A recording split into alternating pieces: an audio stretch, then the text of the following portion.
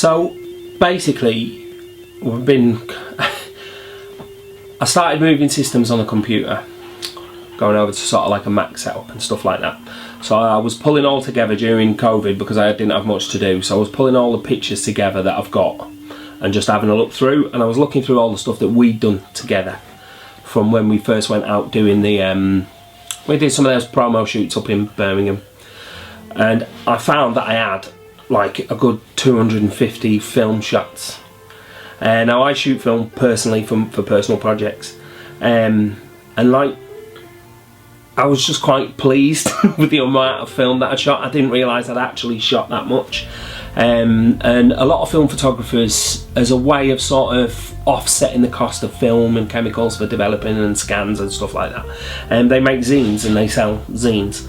So I just wanted to put something together. I mean, we always said from the start it'd be nice to do something with the images at the end of it.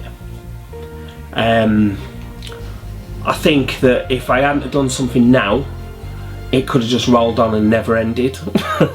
You know what I mean? So what I wanted to do is I wanted to just sort of take the images that I got and put them together in a book, so that we had something more as like a gift to you for letting me sort of follow you about a little bit, and then just sort of something to show the investment, like with the film photography, really. So when we first went out, we met up because you know, I've always been popping around for a brew and that, but we went up to Birmingham and decided to do a few shoots, didn't we? We went up to what's it called? I can't remember what that cafe's called. I've been there since, actually. They've painted over all the cool chalkboard bit. I've had so many people ask me about that shot. Where did you shoot it? That one, yeah. So they've painted all the cool chalkboard where people could write nice, cool things on, and they've painted it white. Bad move, medicine people. Put the chalkboard back on. So we started off doing there. We did like a few locations sort of there, and it was like, you know, went and had a pint and a bit of chicken, and then I wanted to sort of get a little bit more involved with. You're always busy. You're always pottering around doing things, and I had some time on my hands, so I wanted to sort of get involved with that and see what you were doing and see what goes on. So we went to the pressing plant a couple of times for the TR Love, for the size specs. So we photographed some of that, and it was nice to sort of see that side of it, and just bits and bobs of you working at home. Okay, and now tell us about the actual book, when you want to present the book. Okay. And talk us through that. Yeah, so when it comes to the book, when it comes to print, because I'm used to dealing with wedding albums, I'm fussy about print. I like to design and running across the page. So for example, like that, where the spread actually runs sort of full across the page. What I always find is when you've got a traditional magazine, it kind of bumps into the middle and you lose part of the print in the middle. So this company, I asked around in the film photography community for some recommendations when it comes to printing zines, zines, that's what they call them, if you're a cool kid. And basically what they do is they print zines to offset some of the cost of the film photography that they do. So I asked for some recommendations. This was one of the companies that seemed to sort of come out on top, and I had a little look, and I was going to do them through my wedding album company, but this company did lay flat books. The lay flat sort of design is a traditional, so it actually sits flat on the table. So I wanted something really thick but soft cover, so we went with a nice 300, 350 GSM cover on the front. I don't like glossy. Glossy is a bit 1980s for me. So I like a nice, this is actually, I think they call it a pearl finish. It's almost like a luster finish, a little sheen on it, not too much if you're getting all technically in the stationery and the paper side of it. So we wanted nice and thick pages inside, because I wanted it to be something that was, you know, 2 years is, you start off doing something like with photography, and then all of a sudden you're 2 years in and you've got a load of pictures, and it's like, okay, I wanted to do something, and I didn't just want to print like just a standard magazine that they do. So like I said to you, they do a nice lay flat book. It's all black and white photography, all film photography.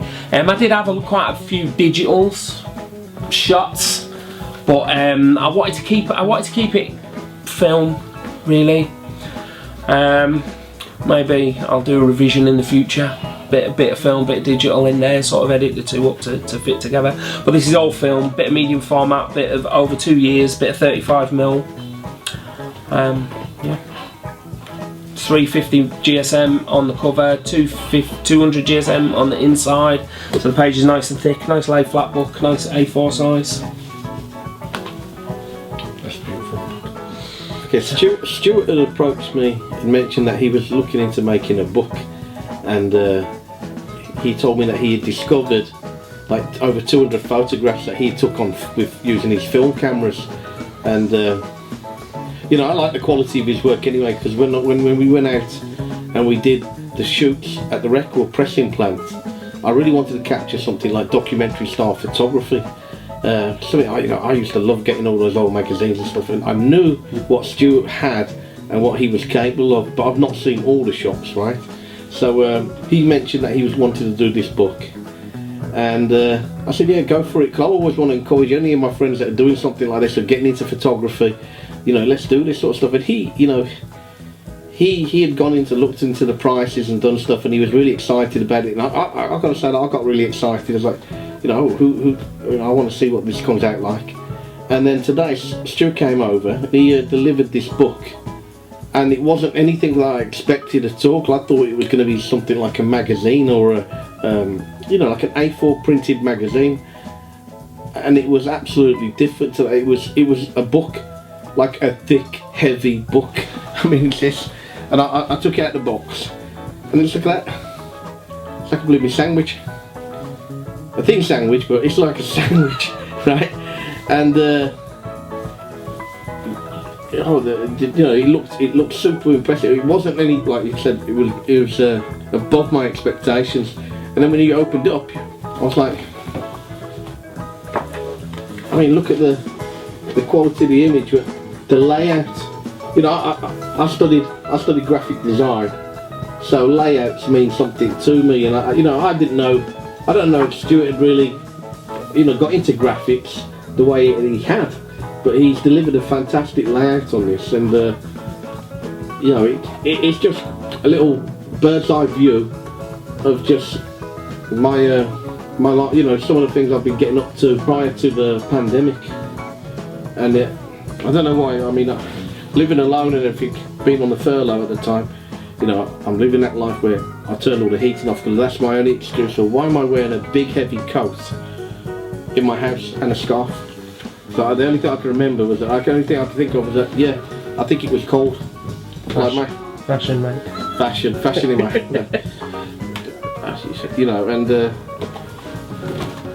it's just brilliant. And I really want to encourage people. Like I said to Stuart after looking at this today, I said, you know, we need to think about doing more books, and I think he set the standard, and probably a beginning of a new venture, because I'm into art, I'm into graphics, everyone knows I'm into film and photography, and you know, I've got some very good people and very talented people around me, so I think, oh, maybe we can start manufacturing these as well as records, and put these out so people can showcase their skills and abilities and stuff.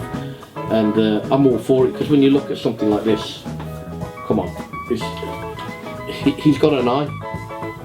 He's got an eye, and it's a great platform. And Stuart's basically led the way with this. So this is what I was talking about. I look like a fruit and veg salesman, but I think this is the beginning of something very new that we're going to venture into. I've got about 5 copies now, and they're going to be available on the website as of today. And I think the price for something of this quality would be, I'll say £15, and I'll get Stuart to sign it.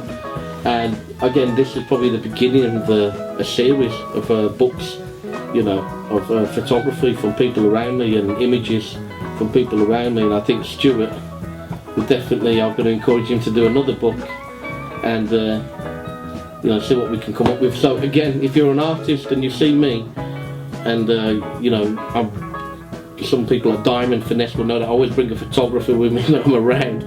Normally I'm the photographer, but then I'm most of the time filming.